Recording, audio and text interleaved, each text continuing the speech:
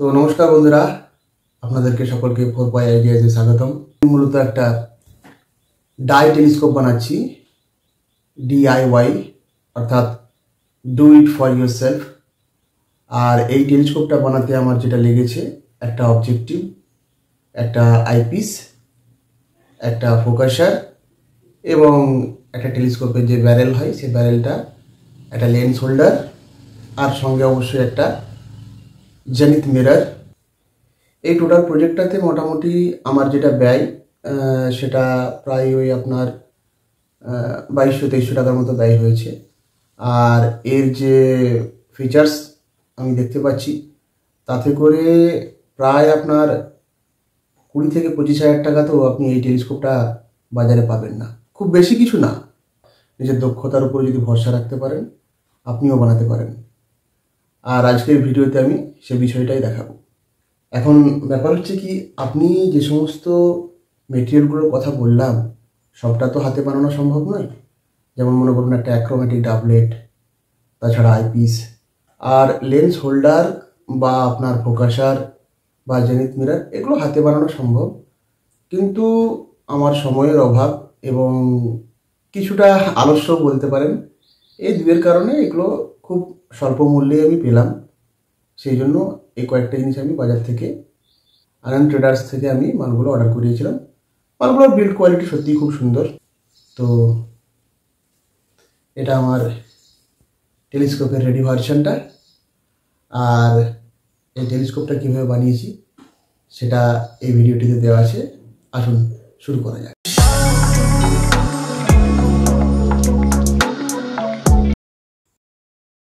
আপনারা দেখতে পাচ্ছেন আমার হাতে রয়েছে একটা 5 সেন্টিমিটার ডায়ামিটার যুক্ত এবং 70 সেন্টিমিটার ফোকাল লেন্থ যুক্ত একটা অ্যাক্রোম্যাটিক ডাবলেট, যেটাকে আমরা অবজেক্টিভ বলে থাকি। এটা একটা প্ল্যানো কনভেক্স লেন্স, যার এই সারফেসটা হলো কনভেক্স এবং এই সারফেসটা হচ্ছে প্লেন। এটা একটা আইপিস রয়েছে।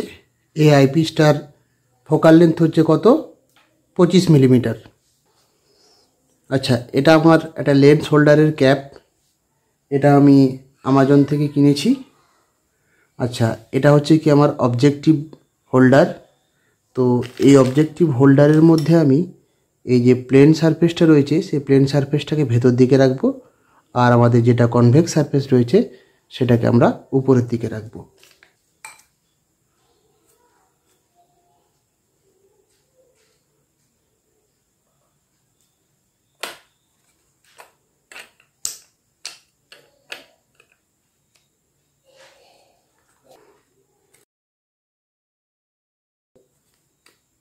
এই থ্রেডটাকে খুব সাবধানতার সঙ্গে আমি লাগিয়ে দেবো। একটু দেখে নেব কোনো নড়াচড়া করছে কিনা। তাহলে এটা আমার অবজেক্টিভটা সেটিং হয়ে গেল। আমরা দেখতে পাচ্ছি কি অবজেক্টিভের এই পোর্শনটা ভেতর দিকে থাকবে। এখানটায় দেখো এই যে দুটো হোল রয়েছে, এই হোল যে দিকটা রয়েছে সেই দিকটা থাকবে আমার প্লেন সারফেসটা, আর বাইরের দিকটায় থাকবে কি আমার তল সারফেসটা। এটা এই হোল্ডারটার ভিতর এভাবে পড়বে। এছাড়া রয়েছে কি আমার হাতে একটা ফোকাসার। এটা একটা মেটালিক ফোকাসার, যার মধ্য দিয়ে আমরা ইমেজগুলোকে ফোকাস করব। আর এটা হলো আমার একটা জেনিথ মিরর। অ্যাকচুয়ালি প্রিজমটা 90 ডিগ্রি যে প্রিজমটা রয়েছে সেই প্রিজমটার দাম অনেক বেশি, এটা অনেক কম খরচে হচ্ছে, সেজন্য এই জেনিথ মিররটাই আমি ব্যবহার করব। তো এই তো গেল আমার অবজেক্টিভ, এটা হলো আমার আইপিস, এই হলো আমার মেটালিক ফোকাসার, আর এটা হলো আমার জেনিথ মিররটা, যেটাতে আমাদের আলো পড়লে ইনসিডেন্ট অ্যাঙ্গেল এবং রিফ্লেক্টেড অ্যাঙ্গেলের মধ্যবর্তীকার কোণটা হবে 90 ডিগ্রি। তো এটাকে আমি এভাবে সেট করে নিচ্ছি।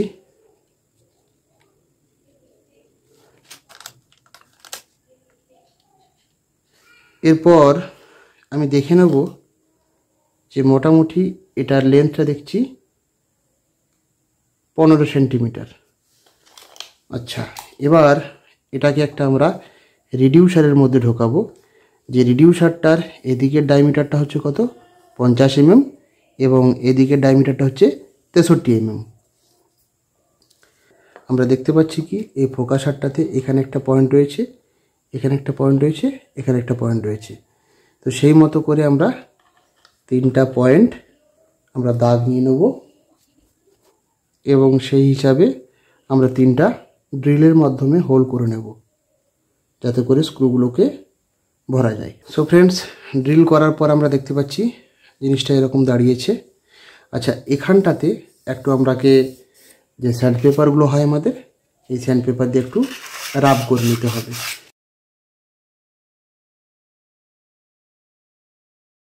এগুলোতে একটু করে রাফ পোর্শনগুলো যেগুলো থাকবে সেই রাফ পোর্শনগুলোকে আমরা এটা দিয়ে একটু স্মুথ বানিয়ে নেব।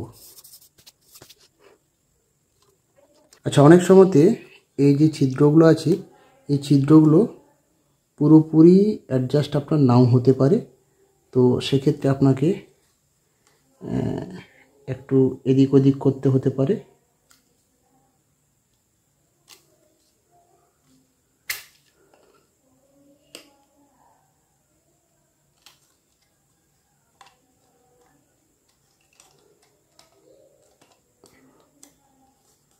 হ্যাঁ, এবার হয়ে গেছে।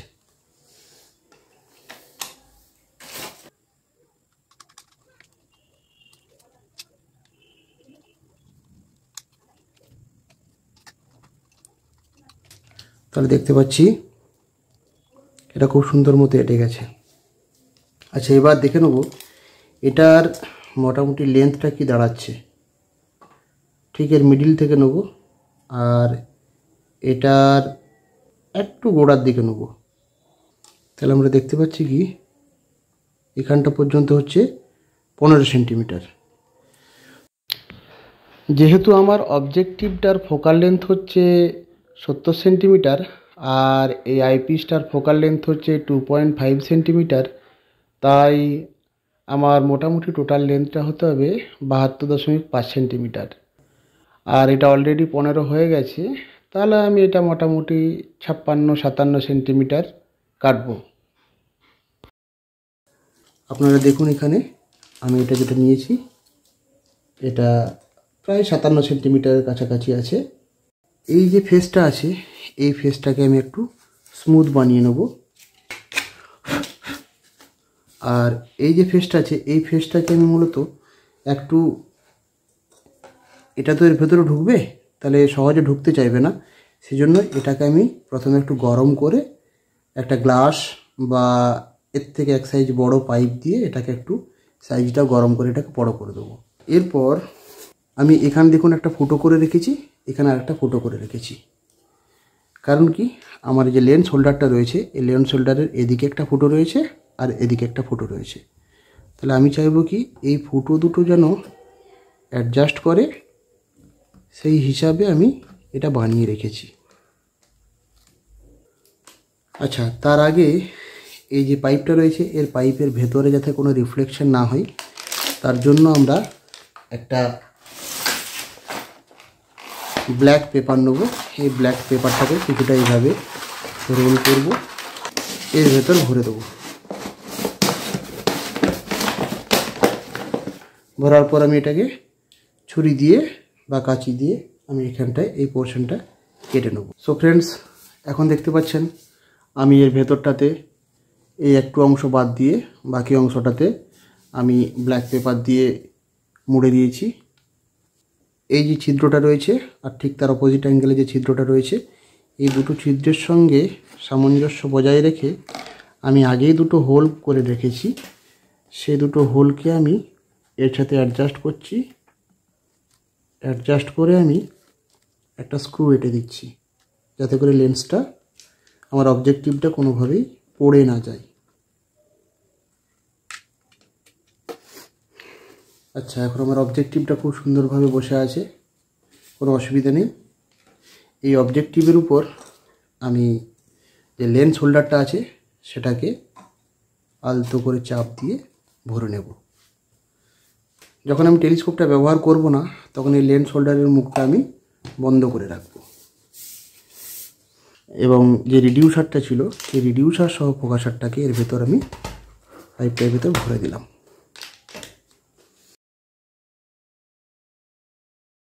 এরপরে আইপিসটাকে আমি এর ভেতর আলতো করে ভরে দিলাম। এখন মোটামুটি আমার টেলিস্কোপ রেডি হয়ে গেছে। এবার আমার যেটা কাজ সেটা হচ্ছে একটা ট্রাইপড বানানো। তো লাকিলি আমার কাছে একটা ট্রাইপড ছিলই, আমি সেই ট্রাইপডটাই মূলত ইউজ করেছি। এই ট্রাইপডটাতে আমি একটা পাইপকে কেটে নিয়েছি এভাবে, এর ভেতরেই আমি টেলিস্কোপটাকে ভরবো।